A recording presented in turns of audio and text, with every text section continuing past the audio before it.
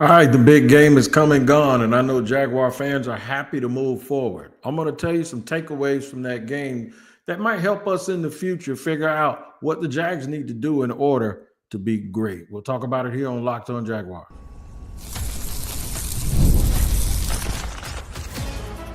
You are Locked On Jaguars, your daily Jacksonville Jaguars podcast. Part of the Locked On Podcast Network, your team every day. That's exactly right. It is your team every day here on Locked On Jaguars. We thank you for making us your first listen, and reminder, you can find us wherever you get your podcasts, whether you watch them or listen to them. Make sure you tap in it as that location or those locations to make sure you do not miss an episode. And today's episode is brought to you by FanDuel. Right now, new FanDuel customers can get $150 in bonus bets if your first $5 bet wins. Shout out to the everydayers for joining us every day. It's a late edition of the show. I was on a flight coming back from the nation's capital, but I am here. We're going to talk about the game yesterday, talk a little bit about the halftime show. The lesson that I learned from the halftime show is one that is relevant to the Jacksonville Jaguars fan base, whether it's in free agency, the draft, or just expectations moving forward. And I'll give you my spill on that. Complimentary football that is at its best is what we saw yesterday, not only from one side of the ball defensively, but one side of the ball versus the other side of the ball. I think it was a great demonstration by Philadelphia. And I'm going to give a salute out to my man, Vic Fangio, also. All right, but we're going to start today. We're not going to bury the lead. What we learned that ain't nobody immune from a whooping, a bass whooping, right? Nobody's immune from it. So the one thing that you can juxtapose, or the one thing you can learn right away from this is this: never say never. Never say never. I had so many people telling me, when I was looking at who was going to win this game, there were so many people telling me, Chiefs just don't lose. They're going to three-peat. They're going to find a way. And even when I did an NFL show, I had Chris Clark from Locked On Chiefs on the show. It was just like, we're just the Chiefs. It's what it is. You can get that feeling very, very easily. You can also, if you're like a Jaguar fan or a Titans fan right now or a Raiders fan, you can get the feeling too that no matter what you do, nothing is going to matter, right? You're just going to be bad. Jaguars are going to Jaguar. Philadelphia they've now slayed the dragon twice. They did it against Brady and Belichick. And now they've done it against Andy Reid and Mahomes. And they're very, very close to have won 3 Super Bowls here in the last 7 years. And the other thing is, and I said this last night and somebody challenged me on it. And I don't know how you can challenge somebody for what they sit here and do every single day.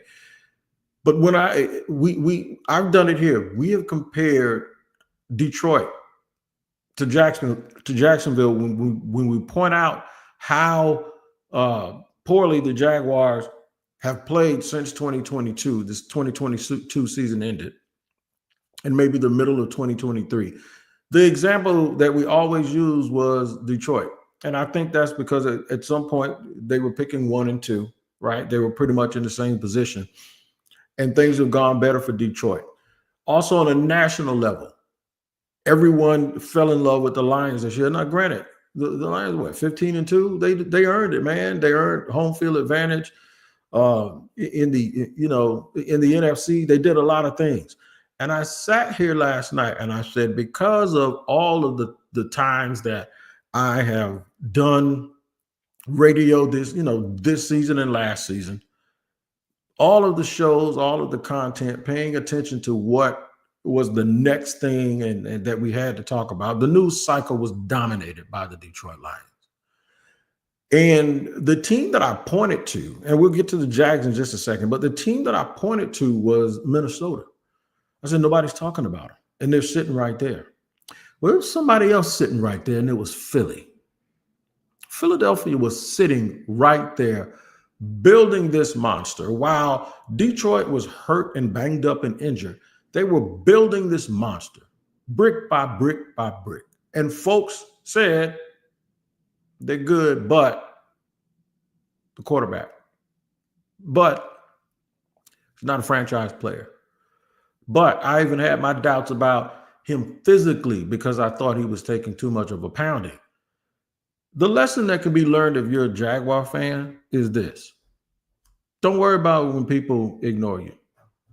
If you start playing well, don't worry about it. But what you don't need to do is say, well, we're the Jags, and sit here and wait for the opportunity to come where you're going to mess it up. And mark my words, that was a serious beatdown yesterday.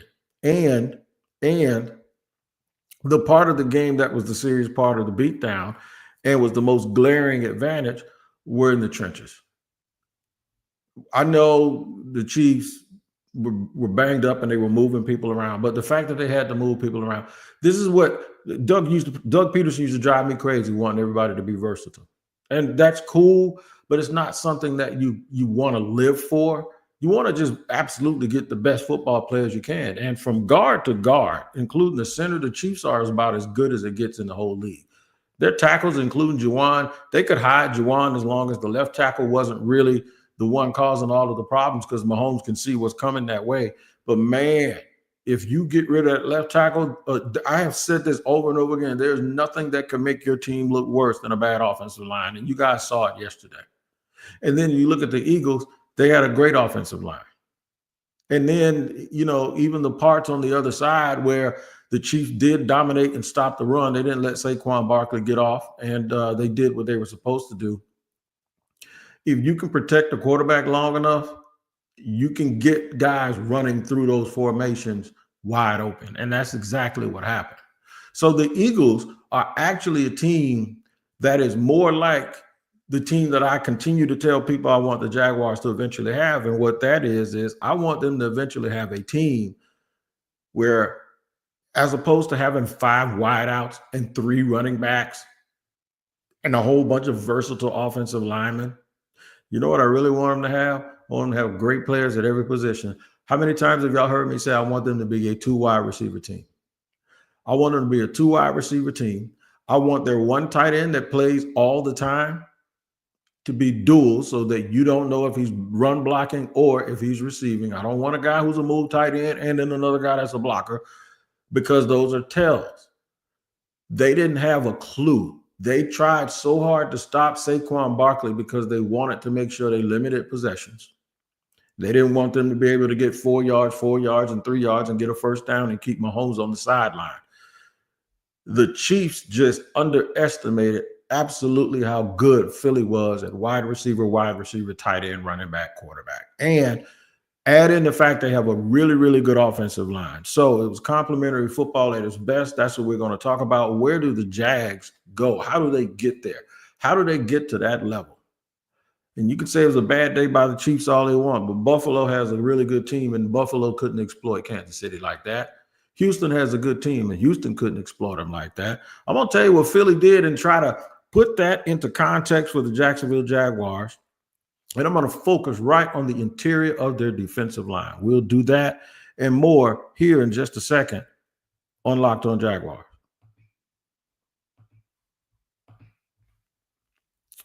Today's show is sponsored and brought to you by LinkedIn Talent Solutions. As a small business owner, your work doesn't end when the clock hits 5. Your business is always on your mind, which means it's time to hire. You need a partner that works just as hard as you do. And that's where LinkedIn Jobs comes in. When you clock out, LinkedIn clocks in. LinkedIn makes it easy to post your job for free, share it with the network, and get qualified candidates all in one place. Post your job at LinkedIn's new feature can help. It can help you write your job descriptions and quickly get your job in front of the right people with deep candidate insights. And there's a pro tip. Add the hashtag hiring frame to your profile picture to double your reach to qualified candidates. No wonder 72% of small businesses say LinkedIn helps them find high quality hires. So post your job for free at linkedin.com/lockedonnfl. That's linkedin.com/lockedonnfl to post your job for free. Terms and conditions apply. Running it down here on Locked On Jaguars, a late edition. Just got myself off a plane where it's your team every day. We thank you for making us your first listen. Those trenches, man, the trenches. Somebody here, Jamon Lee just said the level of intensity it takes to win. You're right. You're right. I got a couple other people talking about the trenches. Dancing with Pandas already asking for Mason Graham.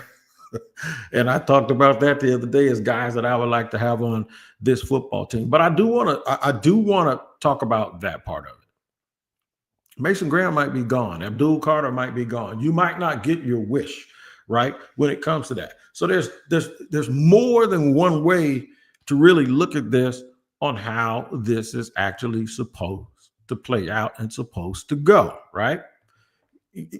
There are different ways to do it. Philadelphia changed offensive coordinators, changed defensive coordinators, drafted 2 rookies.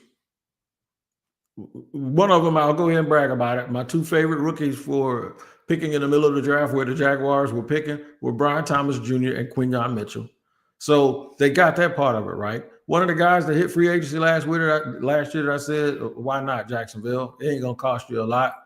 Go get me Kai Becton. Didn't do that, right? Those guys went to Philadelphia, and they were able to turn it around. The key is this, though. The one guy who didn't get a sack was Jalen Carter, and Mr. Parlay because I had Jalen Carter getting 1 sack. It was a big one, too. But that's all right. His presence. And remember now, he's going against, I think, an all-pro and Creed Humphrey.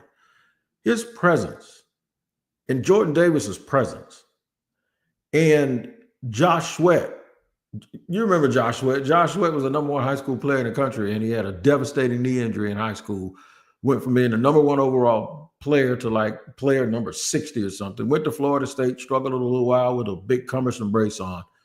Eventually got drafted, and now he has the game of his life right before he hits free agency. Yep, and Jaguar fans, I know what y'all going to say. Do we want him? Do we want him? Do we want him? Yeah, it depends on the price. It depends on the price. But, yeah, those are the kind of guys you want. But nobody was talking about Josh Sweat coming in this game. They were talking about Brandon Graham, right? They were talking about all these other people. They were talking about the Eagles trading for Myles Garrett in the offseason. What they were able to do yesterday is what I've been saying all along. You have to be able to get pressure with 4. You have to. Everybody has to be able to do their job. And it starts with you being stout up the middle. I'll give you a case in point. The Chiefs also played the Houston Texans. Will Anderson had a dominant game, and Daniil Hunter played well against them too. But the results weren't the same because they had no push up the middle of they had Foley Fadakazi over there and Tim Settle. They didn't have dominant play from in the middle. They didn't have, other than Derek Stingley, well, they got pretty good corners over there in Philly, but their scheme was a little bit different. They didn't have the front 7 play. They didn't have linebackers. Linebackers actually struggled against Patrick Mahomes. And you notice the better the player, like Jalen Carter, yesterday Patrick Mahomes, when he went to scramble, he had to throw the ball and get rid of it because that dude was coming, and he was coming at the right angle. You need a great player in the middle of that defense. There are a lot of people that root for the Jaguars or that cover the Jaguars. The first thing you bring up when you talk about a defensive tackle, they'll tell you, name the last time a team won the Super Bowl and a defensive tackle was their best player. You can talk about Chris Jones, but it just so happens that he's on the team with Patrick Mahomes, so nobody will give him credit for it. But that's a dumb metric to even be measuring this thing about. There are guys and there are people in this draft not named Mason Graham, and I know we love Mason Graham, that can do a little bit of the same thing. And I'm telling you right now, that kid at Ole Miss is one that can get that done. But it's not just about one player. It's about a whole bunch of guys, right? It's about having a whole bunch of players. They were mixed matching dudes. They got a dude that's going to be a free agent in the draft this year. And also, we also have to look at it this way. We have to maybe stop saying, okay, well, this guy's a nose guard and this guy's a 3 technique. And this guy is that, you know what, man, you just better go out and get football players and guys that are going to play like their feet are on fire, like their head is about to explode if they don't make a play. And then they have to trust each other. And I'm not telling y'all anything that you don't know because you saw it in 2017 with Jacksonville. That's what they were, a chippy bunch now, but that's who and what they were. You're moving in with this new regime with the coach Anthony Campanile on defense, and I look at his staff and as energetic as they are, That's exactly what I think they're going to do here. And you have to look at this team and where the Jaguars are going to want to go. You got to understand they're not going to get there in 1 year. I hate to be that dude to say that. I'm not leaving room. I'm not the one closing the door on them having a really, really good offseason and being able to maybe turn you, because you can say, well, Washington had the second overall pick or the third pick and they turned it around and went to the playoffs. Yeah, and the Jaguars also had the first pick in the draft and they went to the playoffs. I want it to be sustainable in the way that you have to do it. I'm cool with them just building this thing one brick at a time, because that's exactly what happened in Philadelphia. But the thing that Howie Roseman did was he got a whole bunch of people that are yoked the same way. He replaced a Hall of Fame center and then plugged in a guard who used to be a tackle on the offensive line that was a bust of a first-round pick in Mekhi Becton. And then he gave, it was a no-brainer for him to get Saquon Barkley and make that running back a part of their team. And while they had guys like Jahan Dotson who made plays yesterday, or made a big play yesterday, they had a couple of people that you don't normally call on. The thing is they are super, super top heavy on offense. It leads me to think that they need another guy on the opposite side of Brian Thomas Jr. And this is a situation where I don't care if they go out and get a veteran and give him money. You have to ask yourself, is it Christian Kirk? Is he the answer? Is it Gabe Davis, who they've already paid and they got to keep him? It might be a rookie. It could very well be a rookie. And I've mentioned some here just the other day. I mentioned some guys. There's some guys at Iowa State. Jaden Higgins is a big receiver, right? You're talking about people like Jalen Noel and Jack Beck. I would love them to have a 6'1", 6'2", possession type receiver, but a guy that runs route, a guy that can be like a Puka Nacua type or a Cooper Kupp. I know you say, well, damn, everybody wants one of those guys. Yeah, but you know what? Go back and look in the draft where they got these guys. Go back and look in the draft where they got them. They didn't get those guys high. So that's why I'm saying don't make this a situation where you're just sitting there wanting Mason Graham, and you don't think that, okay, if they don't get him, what if they move down and got Walter Nolan?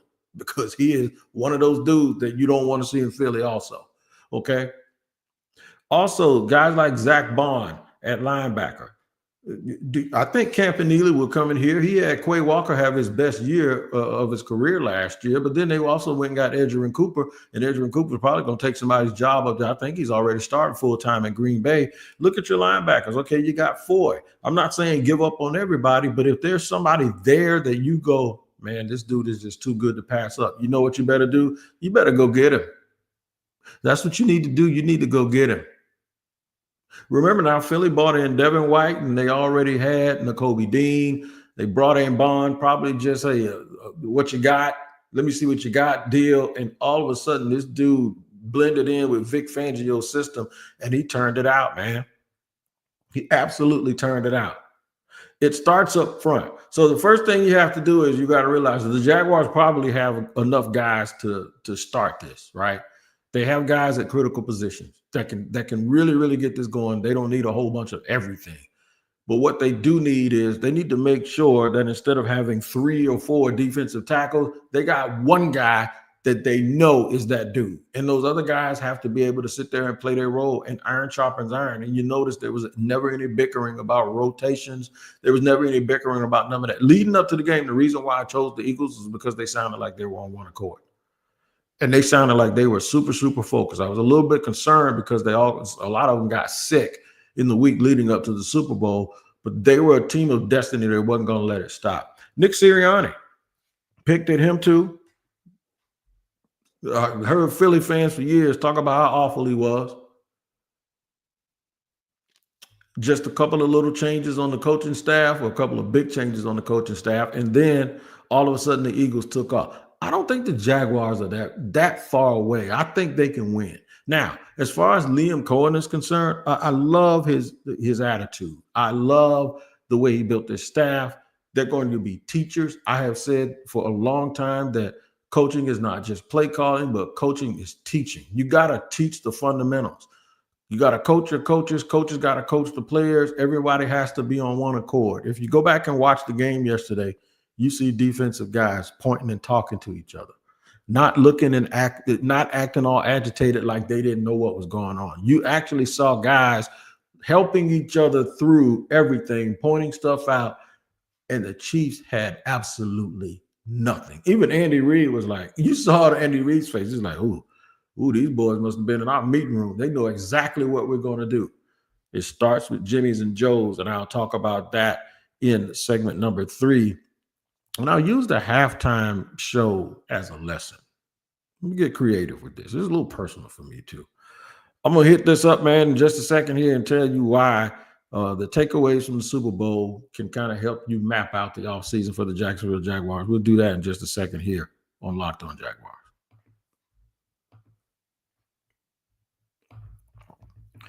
All right, today's show is sponsored and brought to you by FanDuel, man. I hope y'all won some money yesterday. But now the game's tip-off, not kickoff, and the NBA action is just getting started, and there's no better place to get in it on the action than FanDuel, America's #1 sports book. With FanDuel, you can place live bets throughout the game, so even if you miss the opening tip-off or want to bet on fourth quarter comeback, you can stay in the action. And if you're looking for a bigger profit, you can even combine your live bets into a same-game parlay. Right now, new FanDuel customers can get $150 in bonus bets if your first $5 bet wins. Just visit FanDuel.com to join today. That's FanDuel.com for your shot at $150 in bonus bets. Make every moment more with FanDuel, the official sports betting partner of the NBA. All right, segment 3 here on Locked On Jaguars, where it's your team every day. We thank you for making us your first listen. I'm going to use an example of the Super Bowl halftime show to tell you something about the Jaguars. Expectations and comparison can sometimes be the thief of joy. And I know we do that a lot here. I just told you about examples where we used yesterday's game, and then we talked about Detroit, and we were comparing Jacksonville and the way that they were going with Detroit.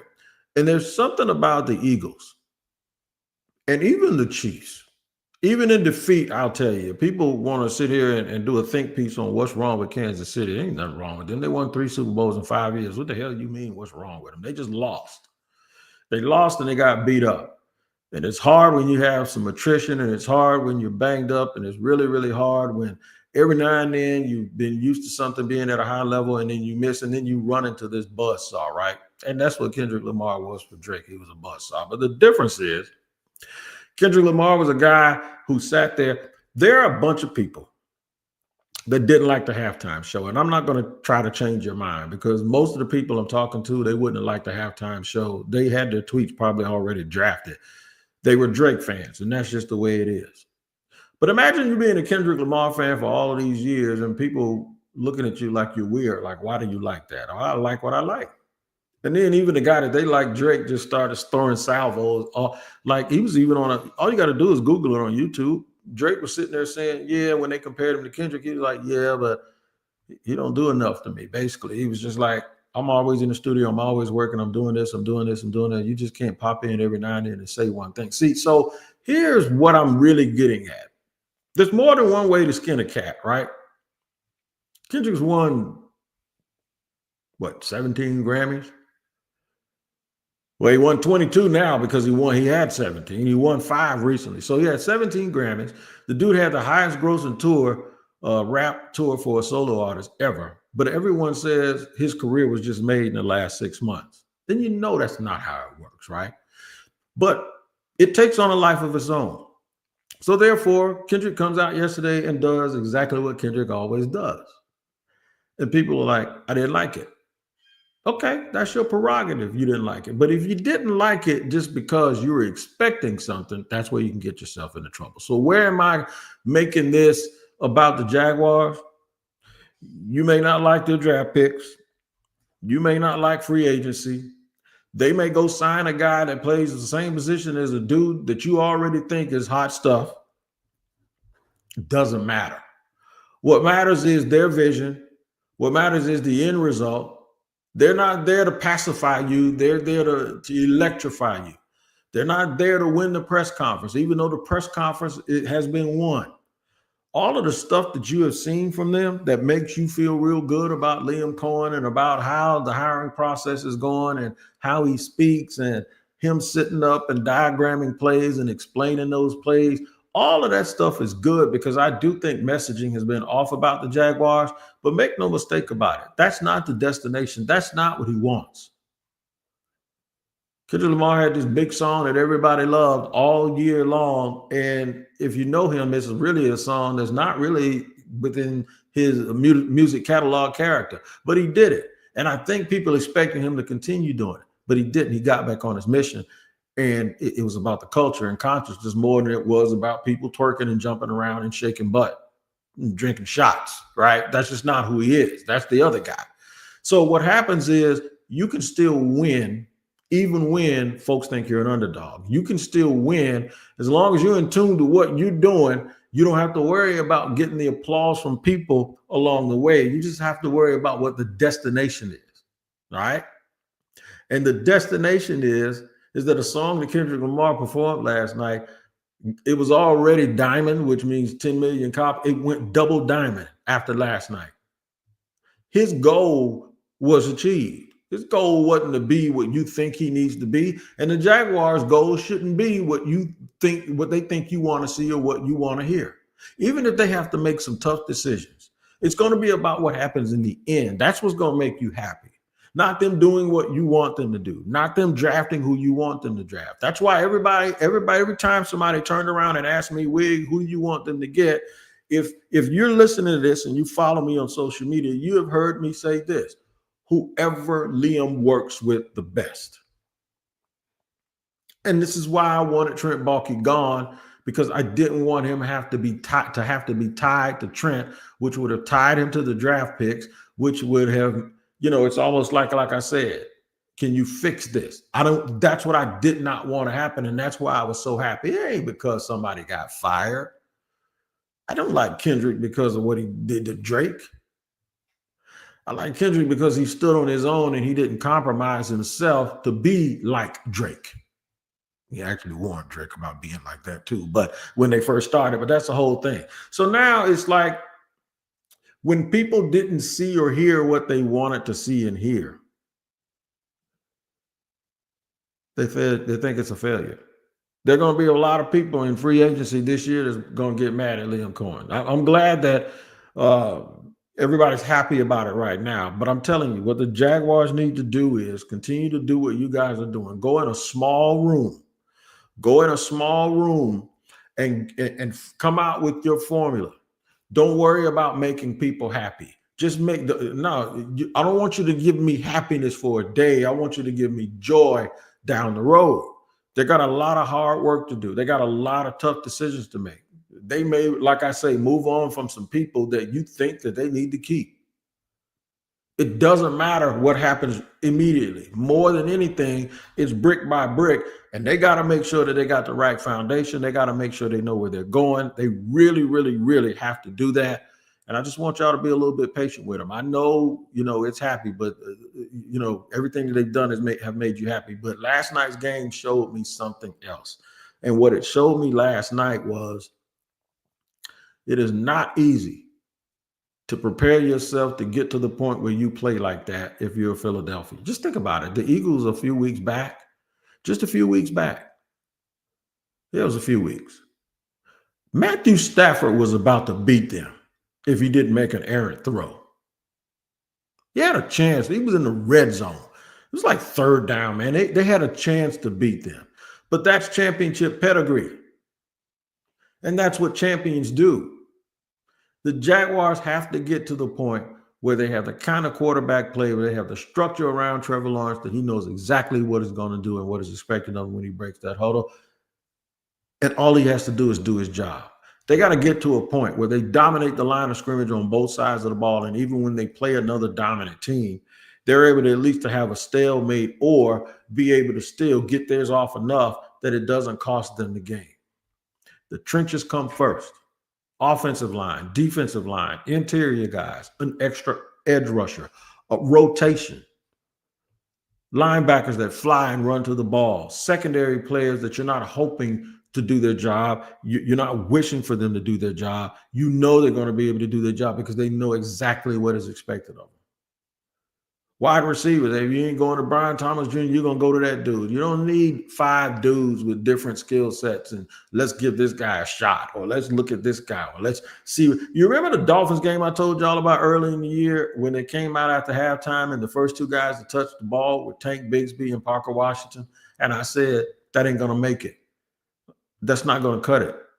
You got to go to your best players. You got to identify who your best players are and go with your best players and lead with them and then use the other guys as backup. So with that being said, it's time to get into free agency. It's time to get into the draft.